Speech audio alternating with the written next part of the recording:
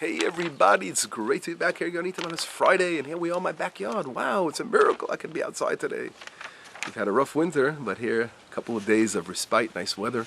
It's a bit chilly, but here I am in my backyard, enjoying the land, the ambience of the land of Israel.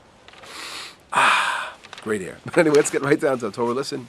I want to open up with before we discuss this week's portion, we're going to all bring it together. Right now, we're in the height of the portions of the happenings dealing with our exodus from Egypt, getting ready for that major event to take place. This week's portion, the last three makot, the last three plagues that the Egyptians are hit with, till finally we get out of that terrible land and we're able to head towards the land of Israel. Wow, what a great feeling. And in order to understand a little bit about this concept of what we went through there and the suffering we took place, I want to bring down an important introduction. And I'll begin by bringing down a verse in Genesis 33, I think verse 6, and it says, Jacob is complaining to Joseph, and he's saying, I'm not to Joseph, he's complaining to Judah, and he's saying, why do you say that I have another brother for? Why do you say that? You had another brother for, right? If you would have mentioned the fact that you have another brother named Benjamin, living in Israel, then that the second in command to Paro over there wouldn't have asked you to bring him down, and I wouldn't endanger my other son Benjamin. I lost Joseph, now I'm going to lose Benjamin. So of course Jacob is very upset that Judah opened his mouth up. But how many times has this happened to in our lives that we are upset, right, by events that took place and the circumstances have led to so and so and so and so.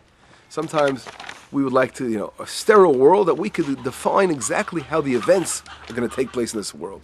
And here, of course, Jacob is complaining. It's brought down in the Talmud. This is one of the only places that Jacob said some divrei hevel is brought down in the Gemara. Hevel means like dvarim betelim, things that shouldn't have been said. And it's over here. Jacob should have realized that everything, of course, is divine inspired, and Hashem leads everything and watches over everything that happens. So why are you complaining over here? That's just brought down in the Talmud. And again, the same thing is brought down at the end of the portion of Shemot. What does it say?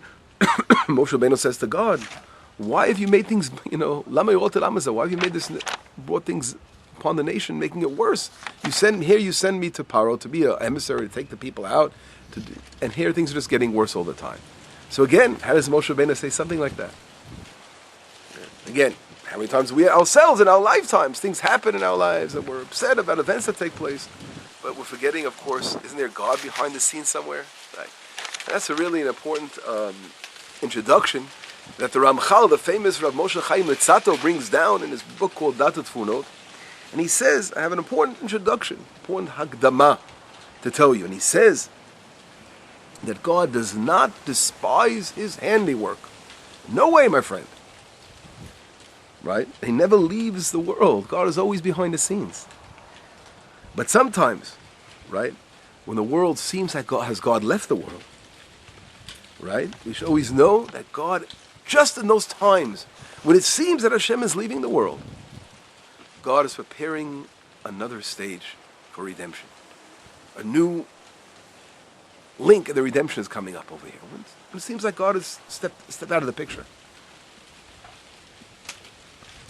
And you should know that God's thoughts are constantly on one thing, tikkuno shel olam, to rectify the world. That's where God's thoughts are always really at.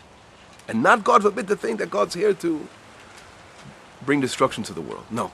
Always for the purpose of tikkuno shel olam. But what does God do? He hides himself.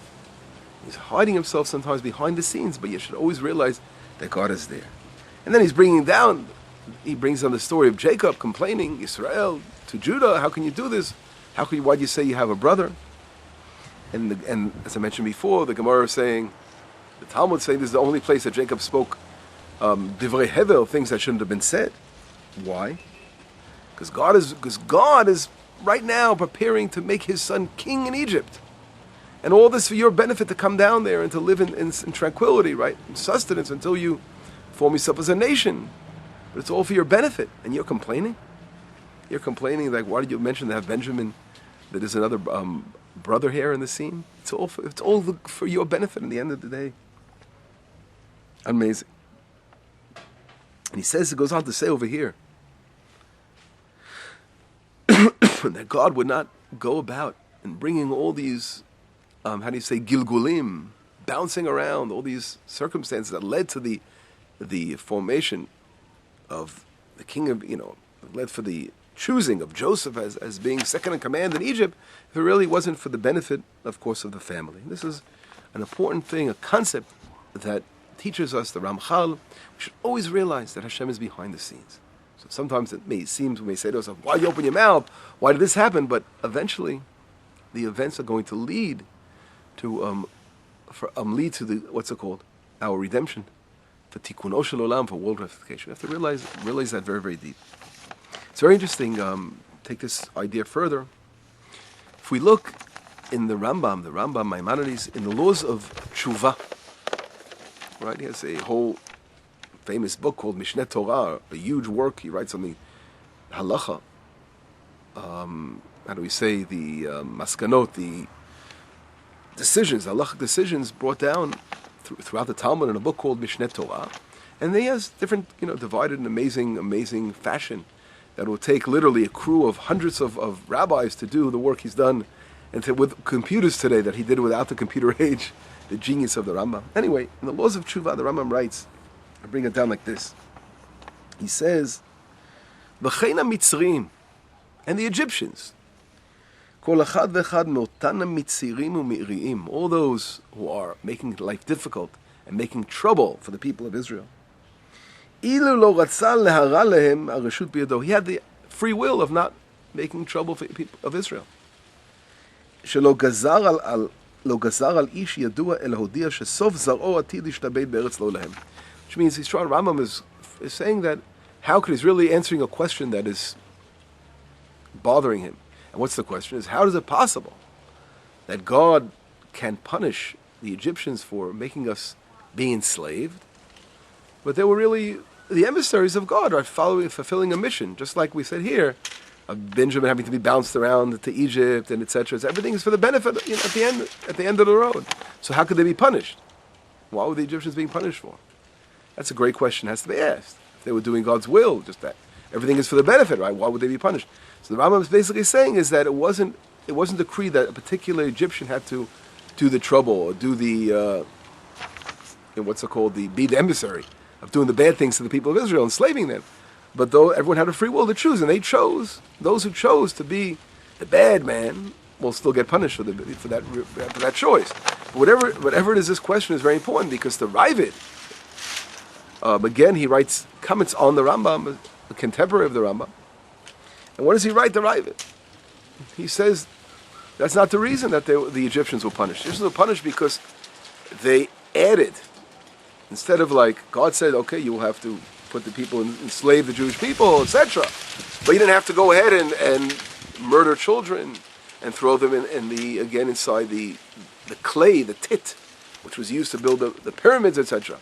You didn't have to go overextend yourself. But the fact that you overextended yourself, then you're deserving of punishment. But if they would just enslave Israel and they wouldn't have done more than that, they were sort of following God. You'd have to overstep your boundaries.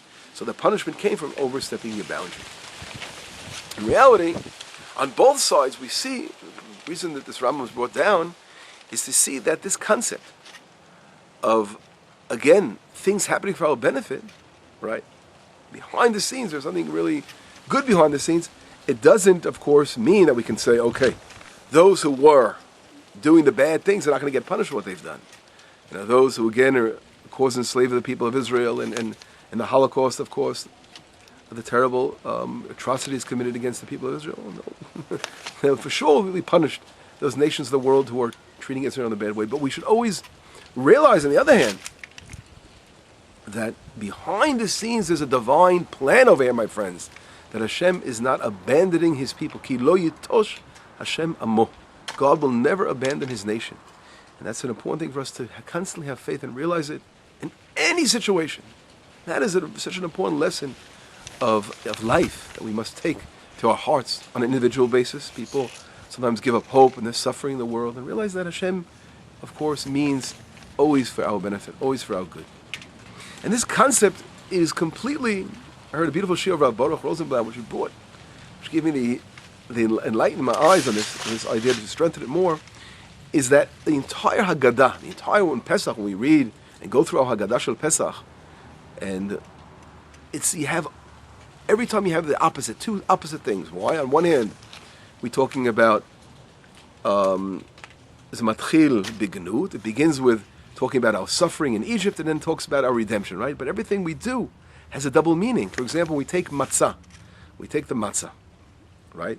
And we eat that matzah. What does the matzah represent? On one hand, it represents lechem oni. It represents the bread of affliction. On the other hand, that same matzah represents chipazon. It didn't have time to when the dough rises, it becomes bread, right? It didn't have time to rise. And that represents our redemption, that we were pushed out quickly out of Egypt. So it has, again, light and darkness and everything. And we go through a thousand examples in the Haggadah that this same concept refers to two things. Number one, if we take the salt water we dip the vegetable in the salt water, what does that represent? That represents tears, right, on one hand. It represents of Joseph, going back to what we spoke before, Joseph being his garment being dipped in blood to convince the father that he passed away.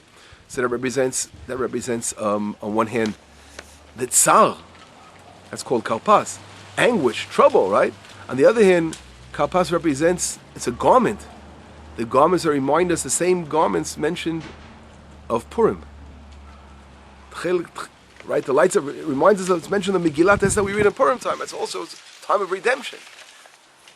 There are many other reasons. I'm just giving a small example, but if you go throughout the Haggadah, you'll find a mixture of on one hand, things could represent two sides. Or right, the fact that we take the charoset. The charoset refers to the tit, the clay we have to build for the buildings of the pyramids, and that, of course, is such anguish and sorrow, and it's represented within that charoset. On the other hand, that same charoset is done with tapuchim. Tosafos brought down in Psachim, in one of our tractates of the Talmud, that the ingredients that make the charoset all represent Knesset Yisrael, represent the house of Israel. It represents, for example, it's made out of tapuchim, apples. Apples refer to the miracle that took place under the trees, where the women of Israel, they gave birth to 6 children at once. The miracle took place over there, and God did a miracle that these children weren't killed, that He hid the children. Amazing story in the Midrash, how the children were hidden, and they were fed from out of the rocks came dvash, honey, to feed the children. It's a Midrash, a very deep concept, how the children survived. But that is also represented within the same clay that represents the hardest of our exile. On the other hand, represents a great miracle that took place, and another side. This double side, I would say double-edged sword, on one hand darkness, on one hand light, is what we've spoken about. It's also represented within the plagues themselves. It's brought down that every plague took place on the 15th of the month. And we take this week's portion, Albeh, for example, the locust, it came out the 15th of the month of Shvat. Right? What does it remind us of? For us, it's a holiday. Tu B'Shvat is a holiday. We celebrate eating the delicious fruit on the trees. On the other hand, what happens to the trees of the Egyptians? They're destroyed. So it's light and two-sided again. Or the same way, if we go to the next plague of darkness, it takes place when on Shushan Purim, on Purim in Jerusalem, Tu Adar. That same day is darkness for Haman and all the evil that want to destroy Israel, but it's the light. It says, La Yehudim Hayta Orav V'Simcha, V'Yikar, and the Jews, they were light, etc., etc. And the same thing, the next plague takes place when the firstborn of the Egyptians are killed on the 15th of Nisan, and we're leaving Egypt. This week's portion again. So we see that there's always double sides, and sometimes things look so bad, but really behind the scenes they're very, very good. And eventually, and this of course a terrible suffering and anguish that took place in Egypt. According to the Rambam, this cleansed us. It was for our benefit, because eventually, instead of being enslaved for so many more years, 430 years, we were only enslaved 210 years. There's nowhere in the Torah that there was more enslaving. If you do the number game, you'll see that we're only in Egypt for 210 years. So what was this 430 years we're supposed to be enslaved? Was only to show that what happened, Hashem was working so hard and to cut short our anguish and suffering in the world. So this concept, again, we must take in our lives and follow it to this very day. Today, we're in a situation where the world is going crazy. Again, we've spoken about this many times, but Iran is arming itself, and what happened in Israel this week when they eliminated those terrorists that were on our border, an Iranian general together with Hezbollah, they were planning to launch missiles into Israel, constantly plotting every single day against Israel. Now, because Israel fights back, threatening Israel, of course, but we're always in danger. We're danger here. Here, Bibi wants to go and speak in the United States to the Congress, and unfortunately, he's not being invited. This is anti-Semitism that comes up just, it's unbelievable. Doesn't make sense. A Jewish leader, a leader of the country of Israel, is not being invited by a supposed ally and friend. These things that take place, on the outside seem very bad. What's going on over here? Israel seems to be being threatened and cornered off. On the other hand, we have to know that God is preparing something very great for us. And just when things get bad and get much worse, behind these things they're getting much better, and the great light is going to shine and come out of all that.